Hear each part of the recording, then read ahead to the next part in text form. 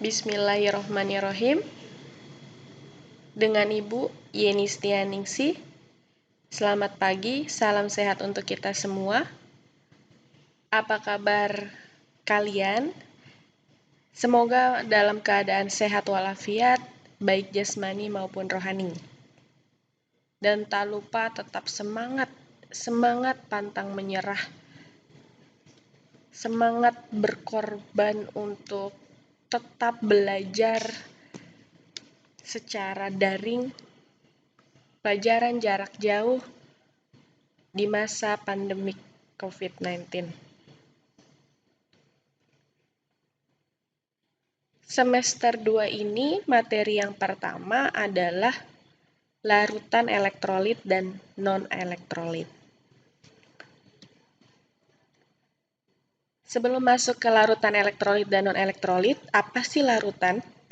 Larutan adalah campuran homogen dari dua jenis zat atau lebih dengan berbagai perbandingan komposisi dan memiliki sifat-sifat seperti komponen penyusunnya. Nah, di gambar ini terlihat bahwa terdapat dua jenis zat, yaitu air dengan minyak. Nah, ini termasuk larutan dengan perbandingan komposisi yang memiliki sifat-sifat seperti komponen penyusunnya. Contoh lain adalah sirup, yaitu perbandingan antara air dengan sirupnya.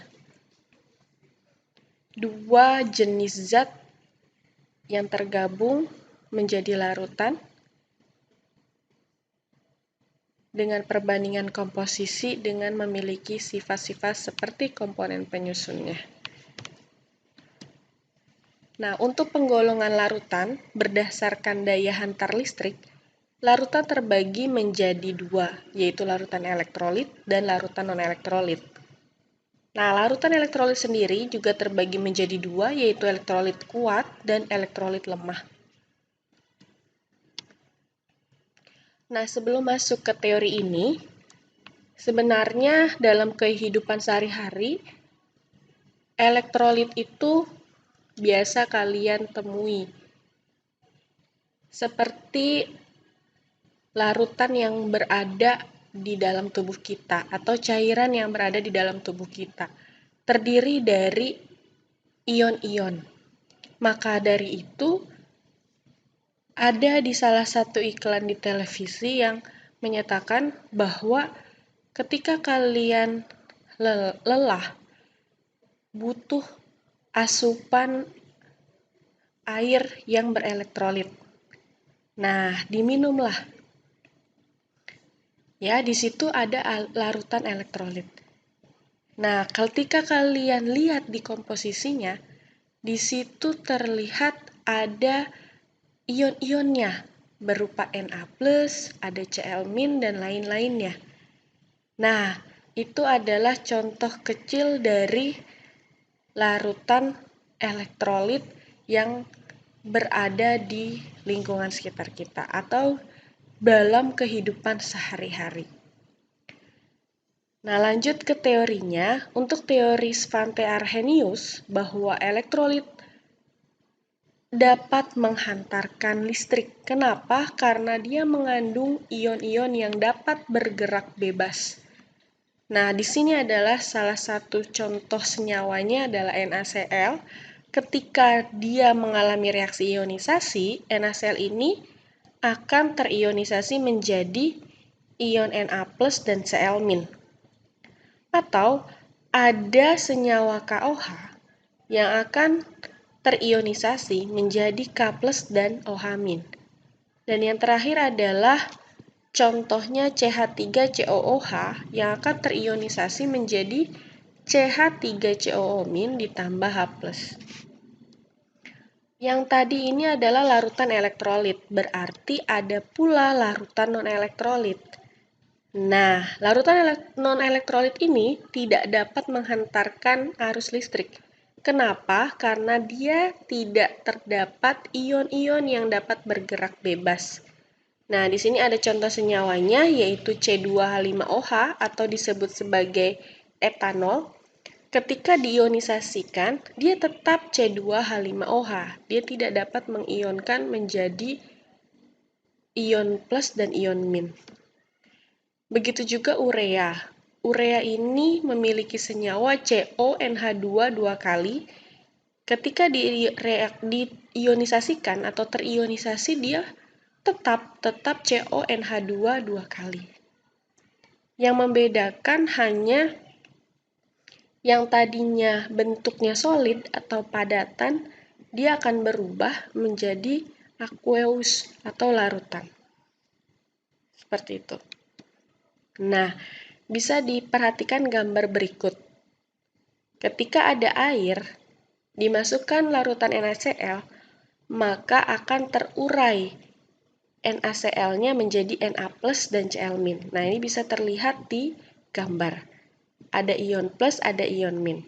Sedangkan urea, ketika dilarutkan di dalam air, dia tetap menjadi molekul-molekul urea, dia tidak bisa terionisasikan. Nah, ini yang membedakan mana senyawa elektrolit dan mana senyawa non-elektrolit. Lalu, mengapa sih sebagian zat dapat menghasilkan ion dan sebagian lainnya tidak? Nah, ini dijelaskan. Dari mana? Nah, senyawa larutan elektrolit dilihat dari jenis ikatannya itu terbagi menjadi dua. Ada yang larutan elektrolit ini memiliki ikatannya itu ion. Ada yang kovalen. Nah, kita lihat senyawa ion juga tidak langsung dia dapat menghantarkan arus listrik atau bersifat konduktor. Ya, contohnya di sini ada garam NaCl atau garam MgBr2. Ketika dia dalam bentuk atau susunan ionnya kristal atau padatan, senyawa garam ini tidak dapat menghantarkan arus listrik. Kenapa? Karena dia berpadatan aja, nggak bisa terurai menjadi ion positif dan ion negatif. Namun, ketika ada garam NaCl yang dilelehkan, sehingga dia akan memecah antara ion positif dan ion negatif, sehingga senyawa ion dari garam NaCl yang sudah dilelehkan akan bersifat konduktor atau dapat menghantarkan arus listrik. Apalagi ketika garam NaCl yang sudah dilarutkan sehingga membentuk larutan, pasti dia akan menghantarkan arus listrik. Kenapa? Karena terurai menjadi ion positif dan ion negatif. Gitu. Jadi nggak semua senyawa ion itu merupakan larutan elektrolit. Tetapi harus dilihat dulu susunan ion-ionnya. Dia bentuknya kristalkah, lelehankah, atau larutan. Begitu juga dengan senyawa kovalen. Nah, kovalen itu kan dibagi menjadi dua. Ada kovalen polar, ada kovalen nonpolar. Nah, di sini, kovalen polar contohnya ada HCl dan CH3COOH. Nah, kovalen polar ketika dia bentuknya padatan dan lelehan, senyawa yang bersifat kovalen polar tidak dapat menghantarkan arus listrik. Namun, ketika senyawa kovalennya polar dan dia bentuknya larutan, baru dia akan menghantarkan arus listrik. Namun, kalau kovalen nonpolar, contohnya urea dan glukosa, maka senyawa itu dalam bentuk apapun, padatan, lelehan, dan larutan, dia tidak akan menghantarkan arus listrik atau non-konduktor. Nah, di sini dijelaskan bahwa kovalen polar, contohnya HCl, akan mendapatkan momen dipol positif dan momen dipol negatif. Nah, di sini terdapat gaya tarik-menarik yang dapat memutuskan ikatan-ikatan tertentu. Seperti itu. Anda perhatikan bahwa tidak semua senyawa kovalen polar tergolong elektrolit. Nah, di sini pun dijelaskan bahwa yang membedakan elektrolit kuat dan lemah itu dilihat dari derajat ionisasi. Apa sih derajat ionisasi? Derajat ionisasi adalah perbandingan antara jumlah zat yang mengion dengan jumlah zat yang dilarutkan. Nah, di sini dijelaskan bahwa elektrolit kuat sebagian besar atau semua molekul terionisasi, sehingga alfa atau derajat ionisasi mendekati sama dengan 1. Sedangkan elektrolit lemah hanya sedikit molekul terionisasi. Hanya sedikit, sehingga alfanya mendekati 0.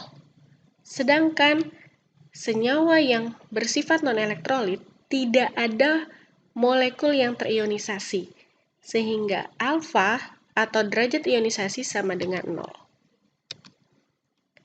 Nah, berikut adalah penggolongan beberapa larutan sesuai dengan sifat-sifatnya. Ada elektrolit kuat, lemah, dan non-elektrolit. Bisa diperhatikan di gambar ini ya.